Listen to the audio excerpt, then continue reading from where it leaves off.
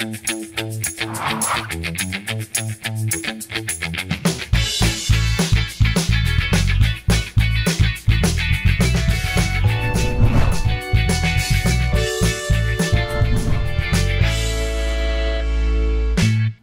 শুভেচ্ছা, স্বাগত জানাচ্ছি চ্যানেল আয়ের পর্দায় সালাম স্টিল স্ট্রেট কাটের আয়োজনের সাথে আছে দীপ্তি চৌধুরী। আজকে এমন একজন মানুষকে আমরা পেয়েছি আমাদের মাঝে, যাকে ঘিরে মানুষের অনেক আশা আকাঙ্ক্ষা উদ্দীপনা তৈরি হয়েছিল 5ই আগস্টের পরবর্তী সময়ে। হয়েছিল বলাটাও ভুল হবে, কারণ এখনো পর্যন্ত আছে এবং মানুষ অনেক স্বপ্ন দেখছেন তিনি যে সেক্টরকে নেতৃত্ব দিচ্ছেন সেই সেক্টরটি আরও অনেক দূর এগিয়ে যাবে। আমরা আমাদের সাথে পেয়েছি বাংলাদেশ ইনভেস্টমেন্ট ডেভেলপমেন্ট অথরিটি এবং বাংলাদেশ ইকোনমিক জোন অথরিটির সম্মানিত চেয়ারম্যান জনাব আশিক চৌধুরীকে। তাকে স্বাগত জানাবো এবং আপনাদের মনে যে প্রশ্নগুলো আছে সেগুলো মোটামুটি করার চেষ্টা করব।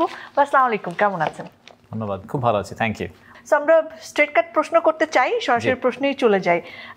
তবে খুব আগ্রহ মানুষের যে আপনার কাছে যখন বলা হলো যে বাংলাদেশে আসবেন, বিকজ আপনি দেশের বাইরে একটা খুব ভালো চাকরি করছিলেন, কাজ করছিলেন নিজের মতো, নিজের পছন্দের কাজ, এবং বাংলাদেশের মোটামুটি সবচেয়ে রিস্কি সময় যেটা টালমাটাল অবস্থায়, সেই সময় এসে এরকম একটা ইম্পর্টেন্ট জায়গায় যখন বসতে বলা হলো, আপনার কি ভয় করেনি নাকি ওই স্কাই ডাইভিংয়ের মতোই চ্যালেঞ্জটা নিতে চেয়েছেন? কি মনে হচ্ছিল তখন? জি, ভেরি ইন্টারেস্টিং কোয়েশ্চেন। আসলে দেখেন, যারা দেশের বাইরে থাকে স্পেশালি, আমার মনে হয় তাদের দেশের জন্য কিছু করার আকাঙ্ক্ষাটা বা আর্জটা আরও অনেক বেশি থাকে, কারণ বাইরে থাকলে দেশকে সবাই আরও অনেক বেশি মিস করে। আমি পার্টিকুলারলি মানে আমার ব্যাকগ্রাউন্ডটা আমি জানি না, অনেকে হয়তো জানেন যে আমি সামরিক বাহিনীতে বড় হয়েছি, আমার বাবা সামরিক বাহিনীতে ছিলেন। সো তারপর ক্যাডেট কলেজে ছিলাম, ঢাকা ইউনিভার্সিটিতে পড়ালেখা করেছি। সো আমার কাছে স্কলারশিপে পড়ালেখা করেছি। আমার কাছে মনে হয় যে আমি একেবারেই দেশের খেয়ে বড় হওয়া ছেলে। সো দেশকে কিছু দেওয়ার ইচ্ছা সবসময়ই ছিল। সুযোগ তো হয় না সবার, বাট আমার কাছে মনে হলো যে এরকম একটা সুযোগ পাওয়া গেছে, এটা তো as an opportunity to give back and opportunity to national service. সাথে সাথে অনেকগুলো ফ্যাক্টর তো আসলে চলে আসে, বিকজ ফ্যামিলির ব্যাপার আছে। আমার ওয়াইফের একটা আনউইভারিং সাপোর্ট ছিল পুরো ব্যাপারটাতে। আমার বাচ্চারা বিদেশে জন্ম হয়েছে, বিদেশে বড় হয়েছে, খুব ভালো বাংলা বলতে পারে না, বাংলা লিখতে পারে না। তাদের বাংলাদেশে নিয়ে আসা এবং তাদেরকে বাংলাদেশে আবার একটা স্কুলে ভর্তি করানো, এটা একটা হিউজ এক্সারসাইজ। তারা এখন আপনার সঙ্গে আছেন? জি, আমার ফ্যামিলিও তো আমার সাথে মুভ করে চলে এসেছে। তার মানে তারাও একটা বড় স্যাক্রিফাইস করেছে, তারাও একটা বড় ট্রানজিশনের ভিতর দিয়ে গেছেন, absolutely. And obviously the financial aspect of it, সব কিছু। সো সব মিলিয়ে আসলে এখন যখন চিন্তা করি তখন মনে হয় যে তখন খুবই প্যাশনেটলি এবং ইমোশনালি এক ধাক্কায় রাজি হয়ে গেছি। অত ডিপলি চিন্তা করলে হয়তো চিন্তা প্রিমেসি ইনবিল্ট জার্মান টেকনোলজি, বাংলাদেশের ফার্স্ট থার্মিক্স রড, সালাম স্টিল থার্মেক্স তুই খালি। সো তখন আর অত ডিপলি চিন্তাও করা হয়নি। এই সিচুয়েশনে বসে থাকলে যদি আবার এই ধরনের অফার আসতো, আপনি কি একই ডিসিশন নিতেন যে আমি এখানে আসবো? একই ডিসিশন নিতাম। At the end of the day একই ডিসিশন। অনেকে হয়তো নিবে না, কিন্তু আসলে আমাদের জীবনে এরকম অপরচুনিটি হয়তো একবারই আসবে যে দেশকে কিছু দেওয়ার, এবং এটা তো আমাদের generational opportunity as a country as well. So এবার যদি কিছু হয় তাহলে হবে। এরকম অনেকেই বলেন যে এই পপুলেশন এখন যেই স্টেজে আছে, আমাদের ইকোনমি এখন যেই স্টেজে আছে, দি ইউথ উই হ্যাভ, এই ধাক্কায় যদি আমরা দেশকে একটা ডিফারেন্ট ট্র্যাজেক্টরিতে নিয়ে যেতে না পারি, তাহলে কিন্তু অনেক ফেইল স্টেটের মতো আমাদের অবস্থা হয়ে যেতে পারে। সো আমার কাছে মনে হয়েছে যে আমি এটা আগে একটা অ্যানালজি করেছিলাম, সেটা আমার কাছে খুব, আমি এখন আবার করতে চাই। সেটা হচ্ছে যে ক্রিকেট মাঠের স্টেডিয়ামে বসে দর্শক হিসেবে খেলোয়াড়দেরকে ক্রিটিসাইজ করা খুব ইজি, বাট যখন তখন আপনাকে বলা হলো যে আপনি ব্যাটিং করতে নামেন, আপনি বললেন যে না, আমি এখন আর ব্যাটিং করতে চাই না, তাহলে তো আসলে that's not a fair position. So this was my opportunity. I decided যে ঠিক আছে, আমরা as a family we decided we'll take that chance. Okay, so আমার পরের কোশ্চেন আসলে এটাই ছিল যে গ্যালারিতে বসে কি দেখেছিলেন আর মাঠে নেমে কি দেখছেন? Huge difference. আমার একটা তো এতক্ষণ আমরা পার্সোনাল সাইডের যেই চ্যালেঞ্জ এবং স্যাক্রিফাইসের কথা বললাম, বাট প্রফেশনালিও আমার জন্য এটা একটা ডিফারেন্ট জগৎ, সত্যি কথা বলতে ভিন্ন জগৎ। প্রাইভেট সেক্টর আর সরকারের মধ্যে কাজ করার ব্যাপারটা অনেকটাই আলাদা। অফিস কালচার যেটাতে আমি অভ্যস্ত লাস্ট 20 বছর ধরে, আর এখানকার অফিস কালচার সম্পূর্ণ ডিফারেন্ট। এবং স্বভাবত কারণেই আমি যখন প্রথম অফিসে জয়েন করেছি, সরকারে জয়েন করেছি, একটা রেজিস্ট্যান্স ওনাদের থেকেও কাজ করেছে যে বাইরে থেকে কেন একজনকে এনে হঠাৎ করে একটা সিনিয়র সেক্রেটারি পজিশনে বসিয়ে দেওয়া হলো, তো উনি আসলে জানেন কিনা, উনি পারবেন কিনা। তো আমিও একটা শখের ভিতর দিয়ে গেছি, ওনারাও একটা বড় শকের ভিতর দিয়ে গেছেন।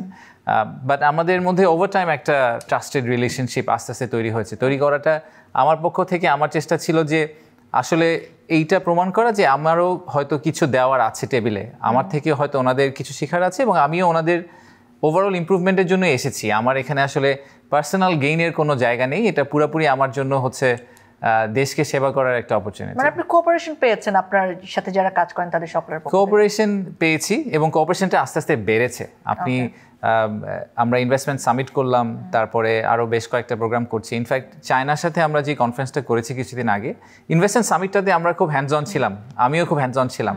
চায়নার সামিটটাতে আমি আসলে আমাদের জুনিয়র অফিসারদেরকে বলেছিলাম পুরোটাই আপনারা করবেন, আমি খালি স্টেজে গিয়ে দাঁড়াবো, আমি জানতে চাই না যে কী হচ্ছে। So they did a very good job and that gave me the confidence যে প্রথমটা থেকে ওনারা শিখেছেন কিছু, যে কীভাবে এগুলাকে একটা গ্লোবাল স্ট্যান্ডার্ডের কনফারেন্সে পরিণত করতে হবে। ওকে, লাভলি। বিনিয়োগ সম্মেলনের ব্যাপারটাতে একটুখানি আসতে চাচ্ছি। বিনিয়োগ সম্মেলন যখন হলো ঠিক তারপরে আসলে নানা ধরনের ক্রিটিসিজম আসলো আপনাদের। অফকোর্স অনেক ধরনের প্রশংসা হয়েছে এবং সবাই অনেক অ্যাপ্রিসিয়েট করেছেন, কিন্তু যে ক্রিটিসিজমের জায়গা আমার ধারণা আপনার কানেও নিশ্চয়ই গেছে যে তেমন কোনো ইম্পর্টেন্ট বিনিয়োগকারী যেটা ভাবা হয়েছিল তারা আসলে এখানে আসেনি, এবং আলটিমেটলি এটা অতটা ফ্রুটফুল হবে না। সো আমার আসলে দুইটা কোয়েশ্চেন। ইম্পর্টেন্ট ইনভেস্টর যারা মানে কি বলছেন সেটা আপনি বলতে পারবেন ভালো, যে আমাদের জন্য ইম্পর্টেন্ট ইনভেস্টর এখানে এসেছিল কিনা, অ্যান্ড নাম্বার টু, আফটার এই সম্মেলনের পর আসলে আমাদের কোনো ইনভেস্টমেন্ট হয়েছে কিনা যেটা মানে ফ্রুটফুল বা বাস্তবায়ন হয়েছে কিনা। জি, যখন একটা সামিট করা হয়, সামিটের মূল উদ্দেশ্য কিন্তু সামিটে বসে লোকজন হঠাৎ করে $100 মিলিয়ন ইনভেস্টমেন্ট কনফার্ম করে ফেলবে সেটা না। সামিটের মূল উদ্দেশ্য সবসময়ই থাকে একটা হচ্ছে যে যদি সেই দেশের ব্র্যান্ড ইমেজটাকে আরেকটু আপহোল্ড করা যায় সেটাকে করা, সেই দেশটার অ্যাম্বিশনটা কি সেটাকে কমিউনিকেট করা একটা ওয়াইডার স্কেলে, আর তৃতীয়ত একটা পাইপলাইন ডেভেলপ করা যে এই সামিটে 400 জন বিদেশি এসেছেন, 400টি কোম্পানি এসেছে, এই 400টি থেকে হয়তো 40টা কোম্পানি আগামী 2 বছরে মেটেরিয়ালাইজ করবে, কিন্তু ওনারা কিন্তু প্রথমবারের মতো বাংলাদেশে আসলেন। সো ওনারা ওনাদের জার্নিটা শুরু করছেন। তা আমাদের জয়েন করার পরে আমরা যারা প্রাইভেট সেক্টর থেকে এসেছি আমাদের একটা রিয়েলাইজেশন হচ্ছে যে বিডার মতো সংস্থাগুলা আসলে এরকম একটা পাইপলাইন ম্যানেজমেন্ট প্রসেসের ভিতর দিয়ে কখনো যায়নি। সে জেনারেলি ধরেন এক জায়গায় একটা কনফারেন্স করছে, 2-4টা কথা বলছে, কিন্তু আসলে আমি যখন ডে 1-এ গিয়ে জানার চেষ্টা করলাম যে আচ্ছা আমাকে বলেন তো যে আগামী 12 মাসে কোন কোন ইনভেস্টমেন্ট বাংলাদেশে হওয়ার সম্ভাবনা আছে, কোম্পানির নামের লিস্ট আমি দেখতে চাই, এরকম কোনো লিস্ট আমাদের কাছে ছিল না। তো আমরা একদম জিরো থেকে শুরু করেছি। তো আমরা চেষ্টা করছিলাম যে যেহেতু একটা আনরেস্ট গেছে গত বছর, অবভিয়াসলি বাংলাদেশ নিয়ে অনেকের অনেক শঙ্কা, অনেক প্রশ্ন আছে, তো তাদেরকে ফিজিক্যালি এখানে নিয়ে এসে ওই অ্যাসুরেন্সটা দেওয়া যে দেশ আসলে ধ্বংস হয়ে যায়নি। আর দ্বিতীয়ত হচ্ছে যে ওই পাইপলাইনটা বিল্ড করা। তো এই সামিটের যেই জেনুইন আউটপুট, সেই আউটপুটটা আসতে আসলে 1 বছর minimum, I would probably say between 18 to 24 months সময় লাগবে।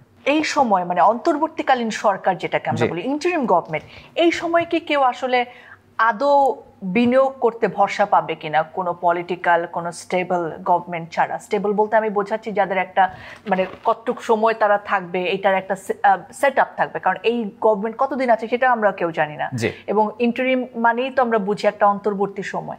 সো এই জায়গায় ইনভেস্টমেন্টের জন্য বর্তমান সময়টা কতটা আসলে কি বলবো উর্বর, বা কতটা আসলে ভরসা পাবেন বিদেশি কিংবা দেশি বিনিয়োগকারীরা? রাইট, রাজনৈতিক স্থিতিশীলতার কথা যেটা আমরা বলি যে গভর্নমেন্ট চেঞ্জ হবে, তো ইনভেস্টরের কাছে এটা দ্য ওয়ার্ড ইজ গভর্নমেন্ট, সেটার পিছে একদিন প্রফেসর ইউনুস বসে আছেন, আরেকদিন হয়তো অন্য কেউ বসবেন। তাদের যেটা চাওয়া আমাদের কাছে সেটা হচ্ছে একটা অ্যাবসলিউট পলিসি কন্টিনিউইটি। যেই আসুক, সেটা যেই পার্টি হোক, সেই পার্টি ভবিষ্যতে তাদেরকে ডিফারেন্টভাবে ট্রিট করবে না। সেটা তারা কেমন করে জানবে? সেটা তারা কেমন, তো এটার কোনো নিশ্চয়তা নেই, অ্যাবসলিউট নিশ্চয়তা নেই। এবং ইমার্জিং মার্কেটগুলোতে এই চ্যালেঞ্জগুলোই কিন্তু সবচেয়ে বড় চ্যালেঞ্জ। সবসময়ই ইনভেস্টারের কাছে সরকার হচ্ছে সবচেয়ে বড় ব্ল্যাক বক্স। প্রথমত হচ্ছে যে আপনি যদি অ্যাবসলিউট ইনভেস্টমেন্ট ভ্যালুটা দেখেন, গত বছরের 23-24-এর তুলনায় 24-25-এ নাম্বারটা কিন্তু খুব কাছাকাছি। তার মানে হচ্ছে, এবং আমি এগুলোর কোনোটারই ক্রেডিট নিতে চাই না, কারণ এই ইনভেস্টমেন্ট ডিসিশন 2 বছর আগে হয়েছে। ইনভেস্টমেন্টটা ফ্লোই করে এভাবে, একটা ল্যাগ থাকে। বাট আসার কথা হচ্ছে যে এত বড় ডিসরাপশনের পরেও, 7 দিন ইন্টারনেট না থাকার পরেও ইনভেস্টাররা কিন্তু সিমিলার রেটে একটা ক্যাপিটাল ফ্লো করছেন। তো আমরা এখন যাদের নিয়ে কাজ করছি তারা ক্যাপিটাল ফ্লো করবেন আসলে 26 বা 27 সালে গিয়ে। সো আমি এখনকার ফ্লোটার উপর আমি নিজের কোনো ক্রেডিট নিতে চাচ্ছি না। বাট সেকেন্ড যে প্রশ্নটা যে এখন যারা আসছেন তারা কি আসলে বাংলাদেশে বিনিয়োগ করবেন কিনা বা তারা আমাদের সাথে কেন কথা বলছেন, কথা বলেই বা লাভ কি, কারণ আমরা তো কদিন পরে চলে যাব। তো তাদেরকে এই ফ্যাসিলিটেশনটা করার জন্য সামিটেও আমরা যেটা করেছিলাম যে প্রত্যেকটা পলিটিক্যাল পার্টিকে কিন্তু আমরা একটা মিটিং রুম অ্যালোকেট করেছিলাম এবং প্রত্যেকটা ইনভেস্টরকে অপশন দিয়েছিলাম যে তারা পলিটিক্যাল পার্টিগুলোর সাথে কনসালটেশন করতে পারেন যে ভবিষ্যতে তারা যদি সরকারে আসেন তারা কী ধরনের ইনভেস্টমেন্ট পলিসি নিয়ে কাজ করবেন সেগুলো যাতে তারা শেয়ার করেন। সো ওই কনফিডেন্সটা ওনারা পান যে কোনো পলিটিক্যাল পার্টি সরকারে আসলেও আসলে বাংলাদেশের যে openness towards business and investment সেটা আসলে চেঞ্জ হয়ে যাবে না। লাভলি। সেই পলিটিক্যাল পার্টিগুলোর মধ্যে কারা কারা ছিলেন? বিএনপি, জামাত, এনসিপি, এই তিনজনকে দেওয়া হচ্ছে। ওকে। বিডাকে আসলে আপনি Primacy in build. German technology, Bangladesh's first thermix rod. Salam Steel Thermex. কি অবস্থায় পেয়েছেন সেটা আমার খুব জানার ইচ্ছা, কারণ 2016 মানে গত যে রেজিম, সেখানে যেটাকে আমরা স্বৈরাচারী রেজিম বলি, তারাই আসলে বিডাটা প্রধানমন্ত্রী কার্যালয়ে নিয়ে গেছেন। প্রধানমন্ত্রী কার্যালয় থেকে আমরা জানি যে সেই সকল জিনিসই যেটা আসলে ভীষণ গুরুত্বের সাথে দেখা হয় এবং প্রধানমন্ত্রীর একটা প্রচ্ছন্ন হস্তক্ষেপ থাকে বা তার একটা সরাসরি সংযুক্তি থাকে, সেটাই হয়। সো বিডাকে আপনি আসলে কি অবস্থায় পেয়েছেন, তারা কেমন অগ্রগতি করেছিল, বা আমরা অনেক সময় শুনি যে বাংলাদেশের নেগোসিয়েশন ক্ষমতা আসলে তেমন ভালো না, কোনো ভুল নেগোসিয়েশনের জায়গা পেয়েছেন কিনা একটুখানি আমাদের জানাবেন। আমার এটার একটা ভালো অ্যানালজি হচ্ছে যে আমি যখন প্রথম আমার ওয়াইফকে গিয়ে বললাম যে এরকম আমাকে বিডার এক্সিকিউটিভ চেয়ারম্যান করার জন্য আমাকে প্রধান উপদেষ্টা এরকম একটা ফোন করেছিলেন, সে জিজ্ঞেস করলো যে বিডা কী জিনিস। তো তারপরে আমি আমার বন্ধু বান্ধব করলাম, তারাও জিজ্ঞেস করে যে বিডা কী জিনিস। তো আমি বুঝলাম যে আসলে বিডার প্রাইমারি যেই জব, যেটা হচ্ছে কি ইনভেস্টমেন্ট প্রমোট করা, সেটার জন্য তার নিজের একটা ইকুইটি থাকা লাগবে। তার সেই ব্র্যান্ড ইকুইটিটাই আসলে নাই। বিডাকে চীনে এরকম দেশেই মানুষ নেই, ফরগেট অ্যাবাউট ফরেন ইনভেস্টার্স। 2-4 দিন আগে আমার এক স্টাফ মেম্বার আমার কাছে এসেছেন, তো উনি বললেন যে স্যার আমি গতকালকে ডাক্তার দেখাতে গিয়েছিলাম, তো ডাক্তারকে আমি বলেছি আমি বিডায় কাজ করি। তো সে সাথে সাথে চিনতে পেরেছে যে আশিক চৌধুরীর BIDA. So that is a moment of pride for them and also for me যে আসলে যে কোনো সংস্থাকে এফেক্টিভলি হতে হলে তো তার একটা সফট ইনফ্লুয়েন্স লাগবে, তার একটা পরিচিতি লাগবে। তো সেই জায়গাটাতে আমরা আশা করি যেতে পেরেছি। প্রধানমন্ত্রীর কার্যালয়ের আন্ডারে থাকার কিছু সুবিধা আছে। সুবিধাটা হচ্ছে যে ফর এক্সাম্পল আমার ক্ষেত্রে যে যদি আমার কোনো সমস্যা হয় যেটা আসলেই একটা ইনভেস্টারের জন্য হিউজ একটা প্রবলেম, দেশের স্বার্থের এগেনস্টে চলে যাচ্ছে, আমি সরাসরি প্রধানমন্ত্রী বা প্রধান উপদেষ্টার কাছে চলে যেতে পারি, কারণ আমি ওনাকে রিপোর্ট করি।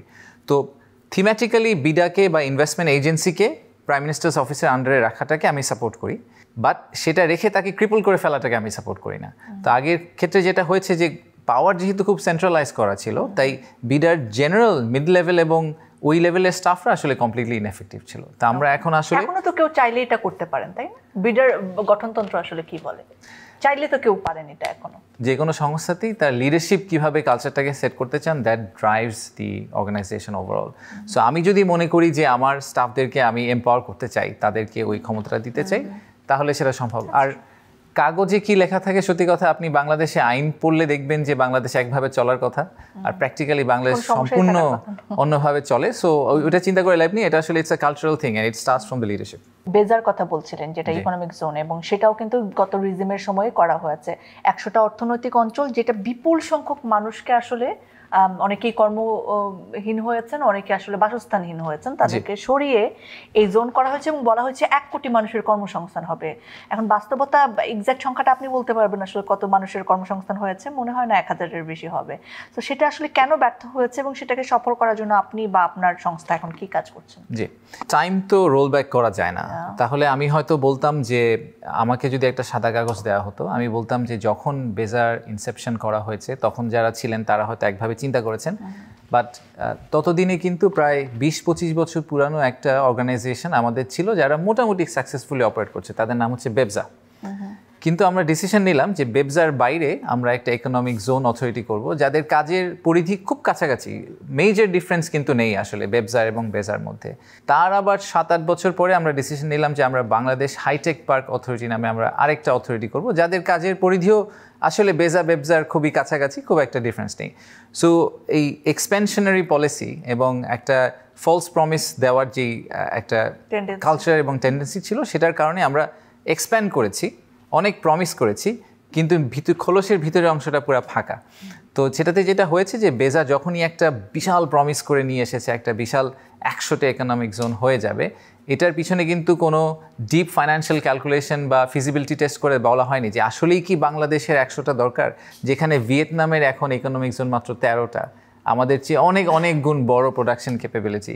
তো তাহলে বাংলাদেশ কেন 100 করবে? সেই কোয়েশ্চেনটাই করা হয়নি, একটা নাম্বারকে টার্গেট করে যাওয়া হয়েছে এবং যেহেতু প্রমিস করে ফেলা হয়েছে কিন্তু ডেলিভারি করা হয়নি, সেই জায়গাটায় গিয়ে আমরা আমাদের সবচেয়ে বড় ফেইলিয়ারটা হয়েছে। যে ইনভেস্টরদেরকে আমরা জমি দিয়েছি কিন্তু তারপরে তাদেরকে আমরা প্রমিস করেছি 2 বছরের মধ্যে গ্যাস, পানি, ইলেকট্রিসিটি, রাস্তা করে দিব, সব করে দিব, কিন্তু এগুলো আমরা কিছু ডেলিভারি করিনি। তো ওনারা জমি নিয়ে বসে আছেন, ওনারাও ক্যাপিটাল লুজ করছেন, কনফিডেন্স লুজ করছেন। It has become a big mess. এটাকে সাকসেসফুল করার জন্য আসলে কি করছেন আপনারা বিডা থেকে বা বেজা থেকে? সো বেজা থেকে এটাকে সাকসেসফুল করার জন্য আমরা যেটা করছি সেটা হচ্ছে আমরা এই 100টাকে কমিয়ে 5-এ নিয়ে এসেছি। আমরা we made it a public announcement যে আমরা 5টা ইকোনমিক জোনে ফোকাস করবো, আর 6টা একটা চাইনিজদের সাথে, বাট ওটা আসলে চাইনিজ গভর্নমেন্টই ফোকাস করছে। বাকিগুলো অফ আছে এখন? বাকিগুলা জমিগুলো তো আর আসলে ফিরিয়ে দেওয়া এবং পুরাটাকে ক্যান্সেল করার প্রসেস খুব চ্যালেঞ্জিং। তো আমরা ওই অব্যবহৃত জমিগুলোতে আমরা সোলার পার্ক করার চেষ্টা করছি, যে আগামী 15 বছর যেহেতু ওই জমিগুলোতে কোনো কাজ হবে না, কিন্তু জমি অলরেডি অ্যাকোয়ার করা হয়ে গেছে, তো সেই জমিগুলোতে আমরা সোলার প্রোডাকশনে চলে যাব, যাতে 15 বছর পরে যখন দরকার পড়বে, যদি দরকার পড়ে, কারণ 61,000 একর হচ্ছে বেজার এই 100টার টোটাল ল্যান্ড এরিয়া। বাট আপনি যদি এটার সাথে বেবজাকে কম্পেয়ার করেন, প্রায় 25 বছর অপারেট করে তাদের টোটাল ল্যান্ড এরিয়া হচ্ছে 2,500 একরের মতো। সো বাংলাদেশ যদি ইন্ডাস্ট্রিয়ালাইজ করতে চায়, আই ডোন্ট থিঙ্ক যে আগামী 5-10 বছরে আমার আসলে 4-5 হাজার একরের বেশি জমির দরকার আছে। তো বাকি জমিটাকে আমি কি করব? এটাকে ফিরিয়ে দেওয়ার প্রসেসটা ইটসেলফ ইজ ভেরি কমপ্লিকেটেড। সেই কারণে আমরা ওগুলাকে স্টপ গ্যাপ হিসেবে আমরা অল্টারনেটিভ মিনসে ইউজ করব, আর অ্যাট দ্য সেম টাইম আমরা এই 5টাতে ফোকাস করবো যাতে এই 5টাতে আমরা ডেলিভারিটা করতে পারি আমরা ইনভেস্টারকে। সো ওই 5টাতে যাতে আমি গ্যাস, ইলেকট্রিসিটি, রোড, সিকিউরিটি, যা যা আমি প্রমিস করেছি সেই প্রমিসগুলো যাতে আমি রাখতে পারি। তো সেটার জন্য আমরা একটা ক্যালেন্ডারও পাবলিশ করে দিয়েছি।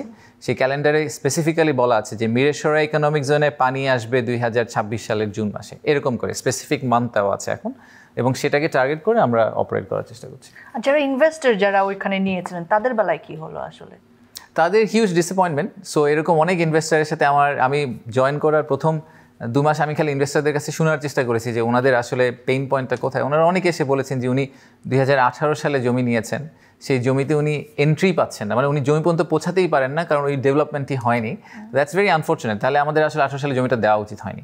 তো কর্মসংস্থানের ব্যাপারটা আসলে উঠে এলো আমাদের, এবং এই সময় দেখা গেছে যে 5 আগস্টের পরে অনেক মানুষ আসলে কর্মহীন হয়েছে নানা কারণে, কারণ অনেকের ব্যবসা বন্ধ হয়েছে, অনেক ব্যবসায়ী আসলে দেশে থাকতে পারেনি তাদেরই মানে নানা কর্মকাণ্ডের কারণে। কর্মসংস্থানের জন্য আমাদের এই বিনিয়োগ সেক্টরটা তো একটা ইম্পর্টেন্ট জায়গা, সেটা দেশীয় বিনিয়োগ হোক কিংবা বিদেশি বিনিয়োগ হোক। কি করা যেতে পারে আসলে আপনার কি মনে হয়, বা আদৌ কি করছেন আপনারা, হয়তো শুরু করেছেন বা প্ল্যান করেছেন? অনেক ব্যবসায়ীরা চলে গেছেন দেশ ছেড়ে, হয়তো ওনাদের নিজেদের দোষের কারণেই চলে গেছেন, এবং আমরা এরকম অনেক কেস পেয়েছি যেখানে ব্যবসায়ীরা লোন নিয়েছেন, লোন নিয়ে লোনের অল্প একটি অংশ দিয়ে তাদের ওয়ার্কারদেরকে স্যালারি দিয়েছেন, বাট বড় একটা অংশ ওনারা ব্যবসা থেকে বের করে নিয়ে চলে গেছেন। অনেক ক্ষেত্রে ব্যবসায়ীরা প্রফিট করেছেন, প্রফিটটা দেশের বাইরে নিয়ে গেছেন। এখন যখন ওনাদের একটা টাফ টাইম যাচ্ছে, ওনারা ওই প্রফিট থেকে আর ব্যবসাকে সাপোর্ট দিতে পারছেন না, এখন এসে বলছেন যে সরকারকে এই সাপোর্টটা দিতে হবে।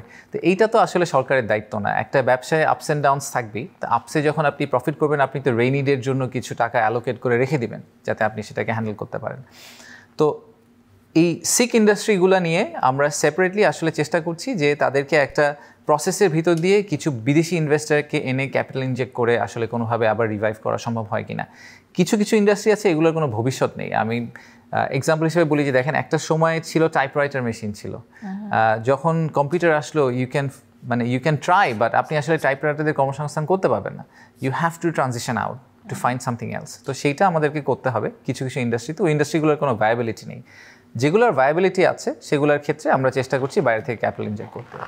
আপনার যে ওয়াইডার কোয়েশ্চেন যে আসলে এমপ্লয়মেন্টের কী হবে, সরকারের পক্ষে কোনো দিনই এমপ্লয়মেন্ট জেনারেশন করে এত বড় ওয়ার্কফোর্সকে অ্যাসাইন করা সম্ভব না। এটা প্রাইভেট সেক্টর ড্রিভেনই হতে হবে। সরকারকে যেটা করতে হবে, প্রাইভেট সেক্টরের জন্য রাইট ইনগ্রেডিয়েন্টগুলোকে অফার করতে হবে, হার্ডলগুলোকে সরিয়ে দিতে হবে যাতে প্রাইভেট সেক্টর নিজেই ডেভেলপমেন্টটা করতে পারেন। আমাদের অ্যাম্বিশনটা হচ্ছে যে বাংলাদেশের যেহেতু এত বড় ইয়াং একটা ওয়ার্কফোর্স আছে, প্রায় আমরা এখন বলি যে আমাদের ওয়ার্কফোর্স প্রায় 75 মিলিয়ন, মালয়েশিয়ান পপুলেশনের দ্বিগুণ আমাদের খালি ওয়ার্কিং পপুলেশন। তাদেরকে কর্মসংস্থানের ব্যবস্থা করার জন্য আমাদেরকে আসলে পুরো দেশটাকেই চিন্তা করতে হবে যে আমরা যদি একটা গ্লোবাল ফ্যাক্টরিতে পরিণত হতে পারি।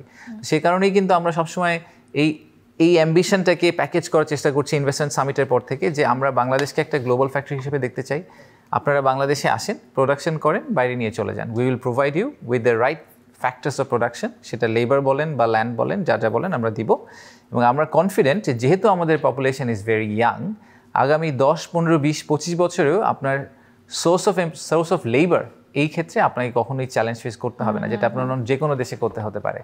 এবং এইটারই অফশুট হচ্ছে পোর্টের ব্যাপারে, যে আমাদের এত এক্সট্রিম পুশ আমরা চেষ্টা করছি পোর্টগুলোকে আপগ্রেড করার জন্য, কারণ লজিস্টিক্যাল সাপোর্ট দিতে আপনি না পারলে কোনোদিনই ইনভেস্টর বাংলাদেশে আসবে না। বিডা বা বেজাতে কি পরিমাণ দুর্নীতি আছে, যাতে দুর্নীতি না হয় সেটার জন্য আপনারা কি কি ব্যবস্থা নিয়েছেন?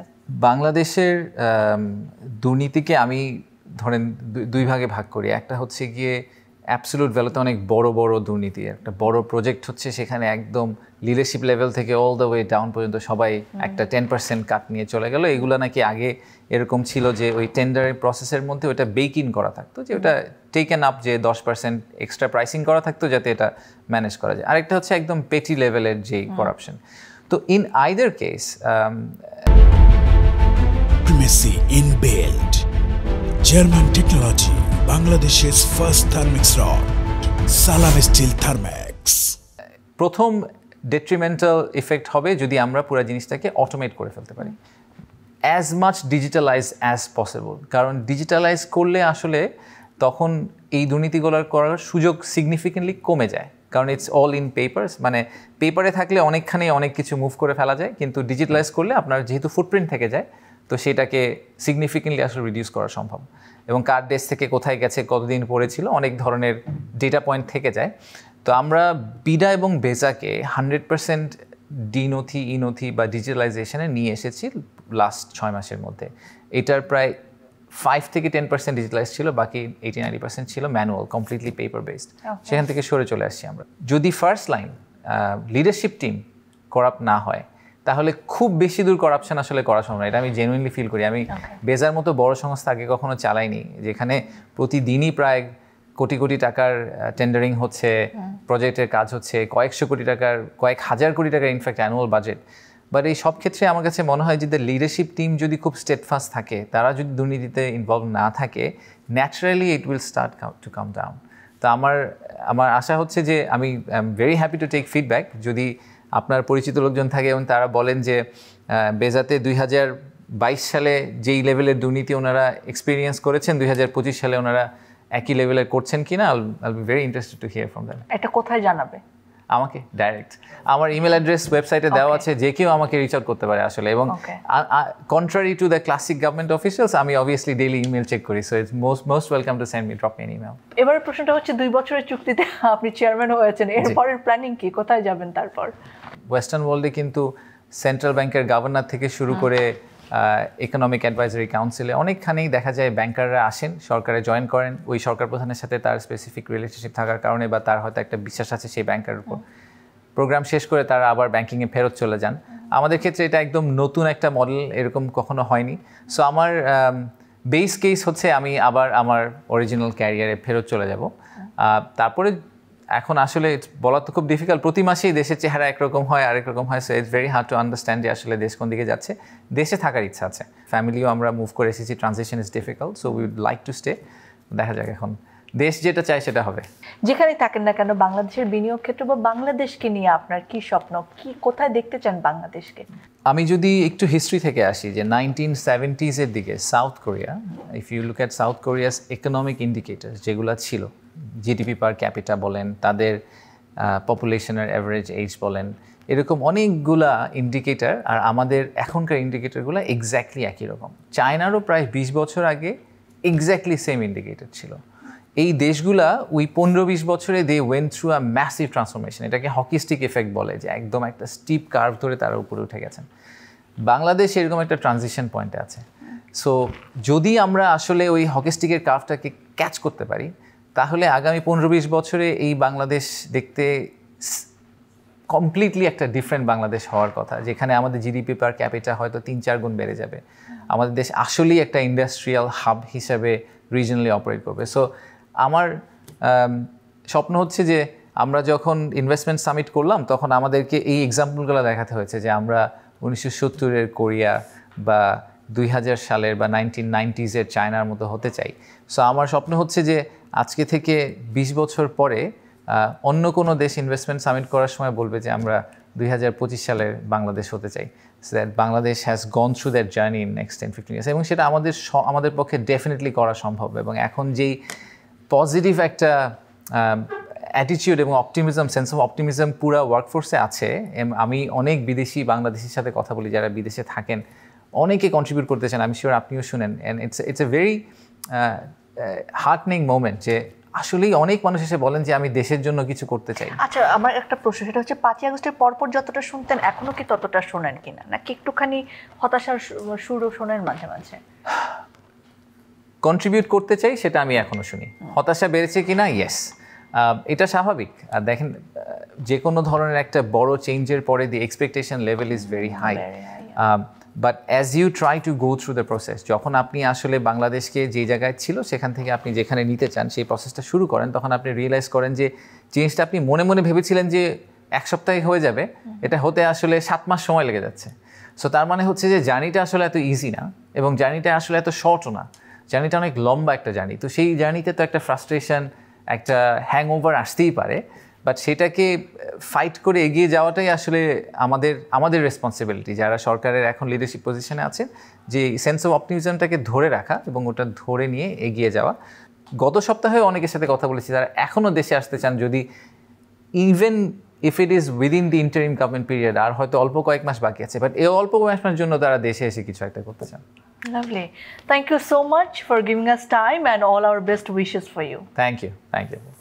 ধন্যবাদ প্রিয় দর্শক, আপনারা যারা সঙ্গে ছিলেন। বাংলাদেশ সকল সেক্টরে যে গঠনমূলক উন্নতির স্বপ্ন আমরা দেখেছিলাম 5ই আগস্টের পর, কিংবা বাংলাদেশ জন্ম হওয়ার পর থেকেই যে স্বপ্নটি দেখেছি, যে স্বপ্ন বারবার অধরা হয়েছে, সেই স্বপ্নকে ছুঁয়ে যাওয়ার জন্য যে সঠিক পথ, সেই পথে এগিয়ে যাবে দুর্দান্ত গতিতে, এই প্রত্যাশায় আজকের আয়োজন শেষ করছি। আবার দেখা হবে, আবার কথা হবে।